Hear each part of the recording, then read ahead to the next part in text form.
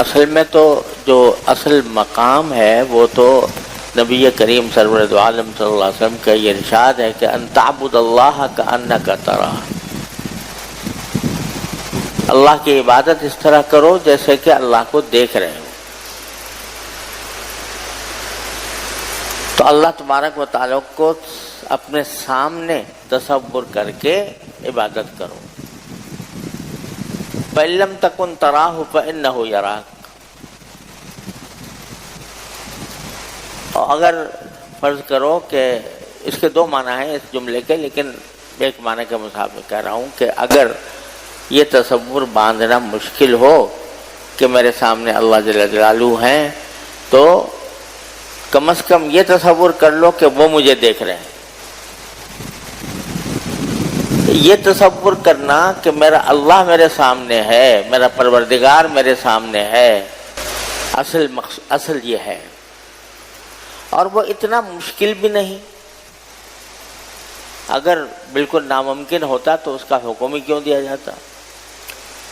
تو مشکل بھی اتنا نہیں، مشکل کے بجائے اس میں آدمی وہ کیا کرے کہ جو چیز بھی نظر آ رہی ہو، چاہے زمین نظر آ رہی ہے، لیکن دیکھا جائے تو ہر چیز کے پیچھے اس کا پیدا کرنے والا ہے۔ کوئی ہے ایسی چیز جس کے پردے میں باری تعالیٰ کی ذات ہے، بالا صفات نظر نہ آئے؟ ہر چیز کا نظر آنا ضروری نہیں ہوتا کہ آنکھوں ہی سے دیکھے تبھی اس کے وجود کا احساس ہو۔ بہت سی چیزیں ایسی ہوتی ہیں جو آنکھوں سے دیکھی نہیں جاتی ہیں لیکن اس کا احساس ہو جاتا ہے۔ ایک سامنے آپ کے ہوائی جہاز اڑا جا رہا ہے، مسافر جہاز، اس میں آدمی کو کوئی پائلٹ نظر آ رہا ہے؟ نظر آتا ہے؟ نہیں آ رہا، لیکن پتہ ہے کہ ہے، تصور کر سکتے ہو نا کہ اس میں پائلٹ بیٹھا ہے جو اس کو اڑا رہا ہے۔ تو جہاں دنیا کائنات کی جو چیز بھی سامنے آ جائے وہ اللہ کی طرف رہنمائی کرے گی۔ فَفِي كُلِّ شَيْءٍ لَهُ آیَةٌ، ہر چیز میں نشانی موجود ہے۔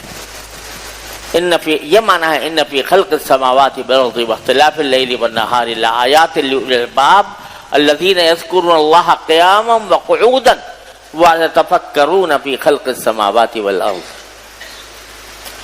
تو اللہ تعالیٰ کا سامنے ہونے کا تصور اتنا بھی مشکل نہیں ہے۔ کم از کم یہ دیکھ لو، جو چیز بھی نظر آ رہی ہے اس کے پیچھے اللہ ہے، جو چیز نظر آ رہی ہے اس کے پیچھے اللہ ہے، دن نظر آ رہا ہے اس کے پیچھے اللہ ہے، سورج نظر آ رہا ہے اس کے پیچھے اللہ ہے، چاند نظر آ رہا ہے اس کے پیچھے اللہ ہے، رات نظر آ رہی ہے اس کے پیچھے اللہ۔ یولج اللیل فی النہار ویولج النہار فی اللیل۔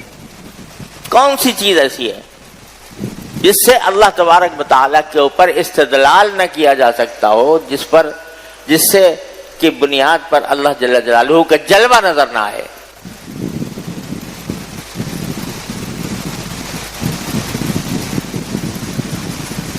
بہزاد لکھنوی مرحوم کہتے ہیں کہ وہ کہاں کا راہ رو ہے، اسے کیا ملے گی منزل؟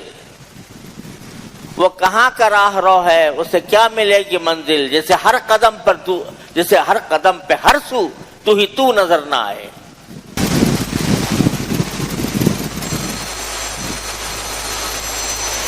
وہ کہاں کا راہ رو ہے، اسے کیا ملے گی منزل؟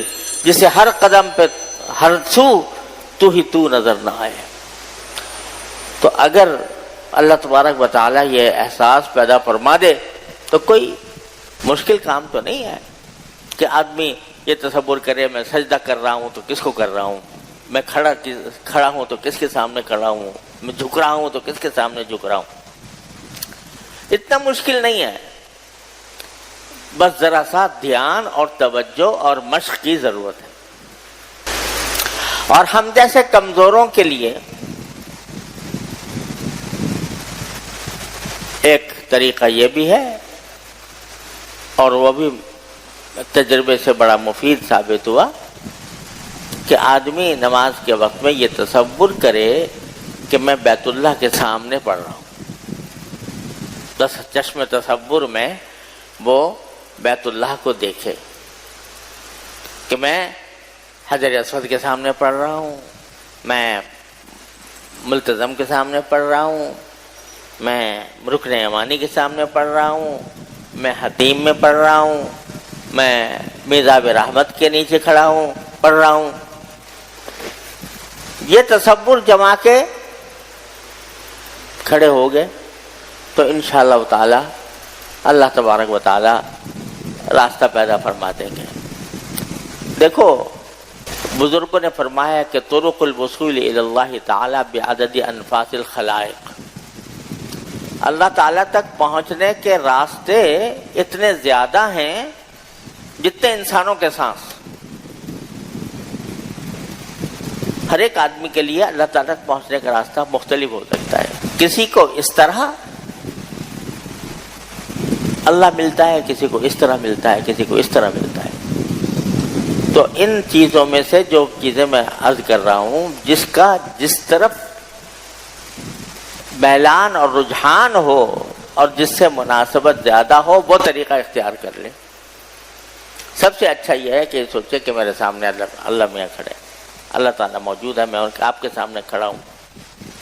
اور پھر نہ ہو تو بیت اللہ کا تصور کر لے، اور نہ ہو تو کم از کم جو الفاظ زبان سے نکال رہا ہے اس کی طرف دھیان کر لے. اگر کوئی عالم ہے تو اس کے معنی کی طرف متوجہ ہو جائے. تو یہ مختلف طریقے ہیں نماز کے خشوع حاصل کرنے کے. اللہ تعالی ہم سب کو عطا فرما دے.